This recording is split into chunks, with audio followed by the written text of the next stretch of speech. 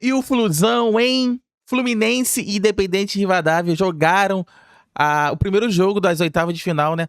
No Maracanã, eles vão decidir lá na Argentina, placar de 0-0, um empate. E o resultado não é de todo ruim, né? O Fluminense é capaz de se classificar na Argentina, não perdeu, né? Uma vitória, basta uma vitória simples para se classificar e qualquer empate leva para os pênaltis. Então não está tudo perdido, muito longe disso. Mas aqui o sentimento de decepção é muito mais pelo desempenho, né?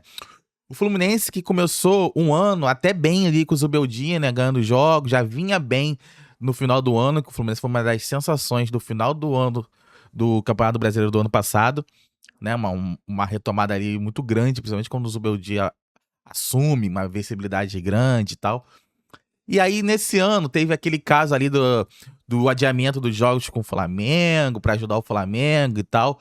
E ali a coisa começou, a maionese começou a azedar, foi ali, né? A torcida detestou aquilo. E ali começou a ficar esquisito.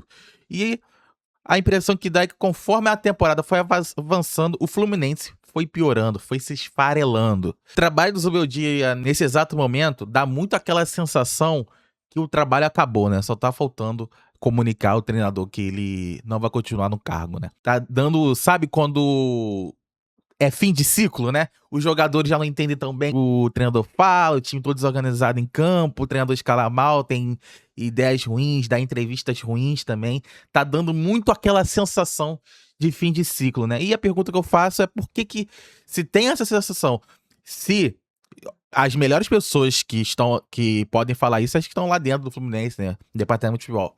Se eles estão vendo que os jogadores e o treinador já não falam a mesma língua, ou que o ambiente é ruim, ou talvez os jogadores estejam querendo a cabeça do treinador, por que não faz a mudança antes do fracasso, né? Tem que esperar ter um fracasso retumbante na temporada para ir mudar? Enfim, vamos falar do jogo. O jogo, os 90 minutos foram o jogo. Sim, o jogo tecnicamente achei muito ruim, tá? Ambas equipes, achei muito ruim mesmo. Um jogo fraco, muito fraco. Mais um, né? Nesse pós-Copa. O Fluminense tentava chegar ao ataque, né? Uma escalação do Zubeldia que eu achei esquisita. O Hulk na ponta direita, né? Talvez fosse melhor o Hulk como uma dupla, mas o Hulk ali na ponta direita. Sem Lúcio Costa, sem Ganso, né? Eles acabaram entrando durante o jogo. Mais jogadores ali de marcação no meio de campo e tal. Parecia que o Zubeldia tava com muito medo ali de tomar um contra-ataque do Independente de Rivadavia. Até que competiu bem no meio de campo, né? Não deu tantas chances pro Rivadavia no primeiro tempo. Mas também não criou nada, né? Faltou muita profundidade, faltou mais troca de passes mais rápidas, mais jogadas. Ofensivamente, o Fluminense foi muito mal. E já no primeiro tempo, né? Mais um tempo horroroso de Castilho, né? Castilho muito mal, cara. Muito mal de novo, né? A maior contratação da história do Fluminense é o Castilho. E, assim, é um jogador que tá com dificuldade de chegar perto, 10% que seja, de justificar o investimento, né? Parece que foi uma bola foraça do Fluminense contratando o Castilho. Eu fiquei muito surpreso negativamente com o Hulk, né?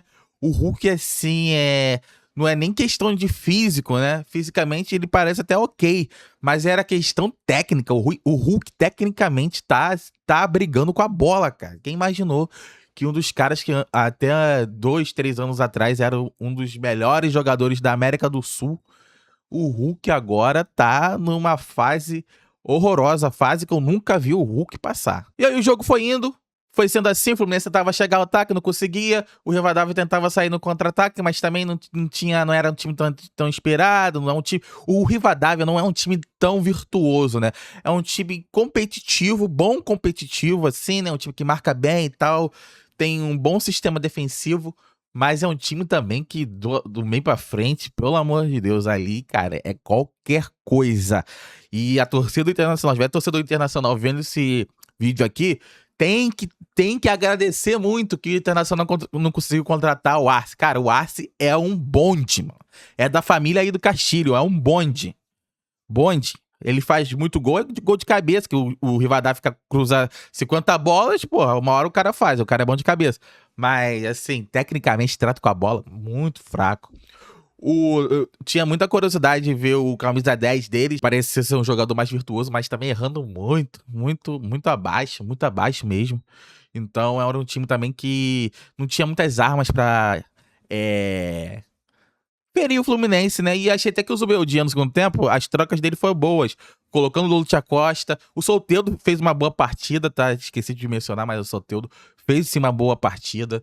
Quem mais fez boas partidas no Fluminense foi o Thiago Silva. Cara, o Thiago Silva é um monstro mesmo. O Thiago Silva é bizarra a influência do Thiago Silva, mesmo aí com 40 e tantos anos.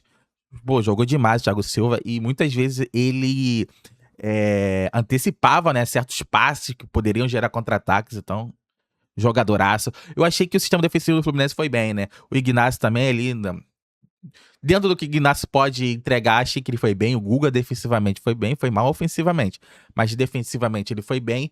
E achei o Guilherme Arana mal pra caramba de novo. Acho que nesse momento o René é uma opção melhor do que o Arana. Mas enfim, no segundo tempo o Fluminense fez as suas trocas. Eu achei que o time melhorou, ficou mais ofensivo, mas também ficou mais vulnerável defensivamente. Então, se o Fluminense conseguia até chegar no ataque, criar alguma situação ou outra, o Cano teve uma oportunidade dentro da área e tal, defensivamente o Fluminense passou também, como despovoou o meio de campo, né?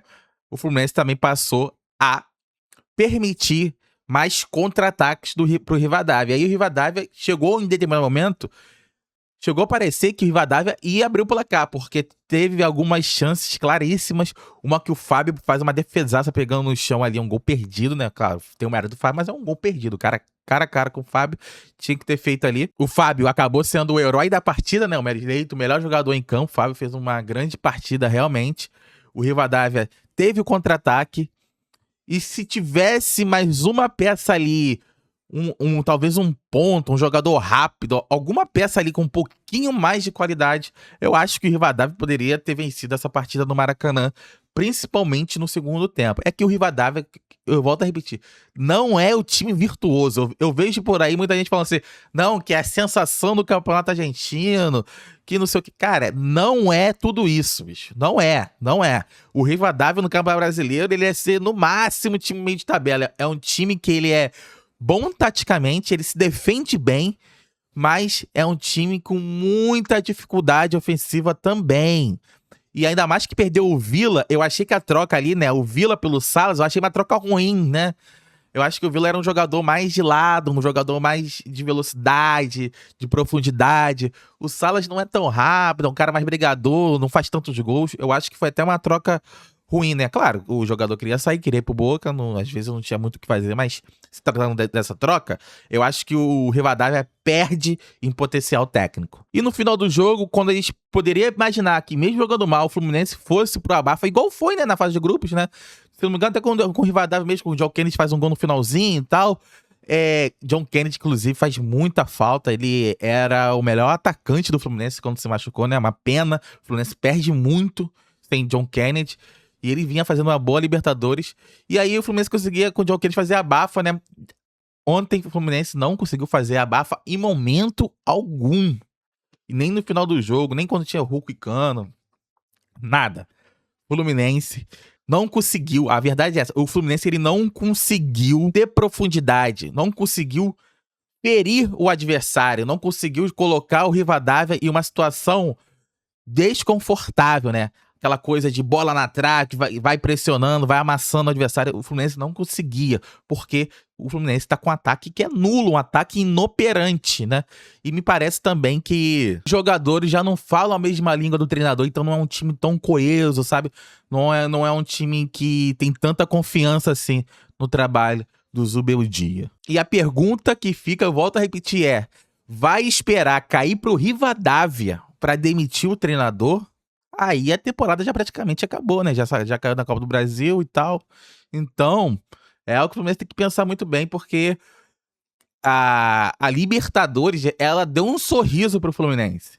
O Fluminense, passar do Rivadavia, ele enfrenta Platense ou Coquimbo Unido. E aí é favoritaço. Então, a gente tem um caminho, até te diria fácil, entre aspas, de imaginar o Fluminense na semifinal contra o Palmeiras. E aí, contra o Palmeiras é um jogo, cara. Quer dizer, 2 jogos ali, uma eliminatória que tudo pode acontecer. Os dois times se conhecem. Numa dessas, o Fluminense empata em São Paulo e ganha de 1-0 no Maracanã, cara. Vai pra final da Libertadores, entendeu? Então, era um caminho que a Libertadores sorriu pro Fluminense. Era um caminho tranquilo pro Fluminense chegar ali até a parte final da Libertadores, pelo menos. Até o Palmeiras, né? Que a gente imagina que deve ser o time que vai estar nesse lado da chave na semifinal. Então, eu acho que o Fluminense tem que pensar com muito carinho nessas eliminatórias contra o Rivadavia, porque pode ser um jogo que mude a temporada, né? E agora, vai pra Argentina, repito. Vai lá, se não me engano, Rivadavia de Mendoza. Não é um time grande da Argentina. Não sei se vai ter tanta pressão, talvez não. O Fluminense é um time melhor tecnicamente que o do Rivadavia. O Rivadavia não é um time nada virtuoso, não é um time nada assim dos melhores times argentinos que a gente viu. Nada, muito longe disso. O Fluminense pode vencer o Rivadavia, então o Fluminense tem que trabalhar muito bem esse jogo. Esquece, vai ter Palmeiras agora no Brasileiro, esquece, deixa pra lá. Foca no Rivadavia, porque pode ser que uma classificação aqui suada, que seja, mas se classificar, pode mudar totalmente a temporada do Fluminense. Mas eu quero saber de você. Você, torcedor tricolor, o que você achou de Rivadavia e Fluminense? Acha que ainda dá? Acha que com o futebol que tá sendo jogado não dá? Zubeldia tem que cair, não tem que cair? Diga aí nos comentários. Deixe sua curtida, seu like, se inscreve no canal. Eu vou ficando por aqui. Até a próxima. Valeu. Fui!